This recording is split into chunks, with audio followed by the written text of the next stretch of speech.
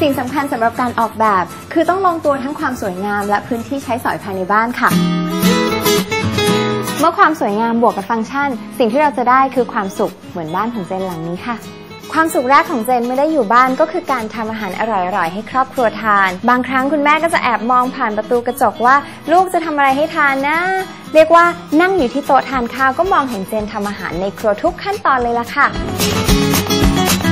แล้วความสุขที่2ของเจนอยู่บนห้องนอนตามเลยค่ะเจนจะชอบแพลนล่วงหน้าว่าในแต่ละวันจะต้องแต่งตัวแบบไหนก็จะลองเลือกอย่างนี้ละค่ะแต่สะดวกค่ะเพราะพื้นที่ส่วนแต่งตัวจะอยู่ในห้องนอนของเจนเลยขอเข้าไปลองชุดนี้ก่อนนะคะได้ชุดสวยพร้อมไปหาเพื่อนแล้วล่ะค่ะตอนแรกนะคะก็นัดกันใกล้ๆบ้านแต่เพื่อนตัวดีเกิดเปลี่ยนใจนัดในเมืองเจนก็เลยต้องเปลี่ยนแผนไปขึ้น BTS ไปก่อนนะคะเดี๋ยวไม่ทันบ๊ายบายค่ะ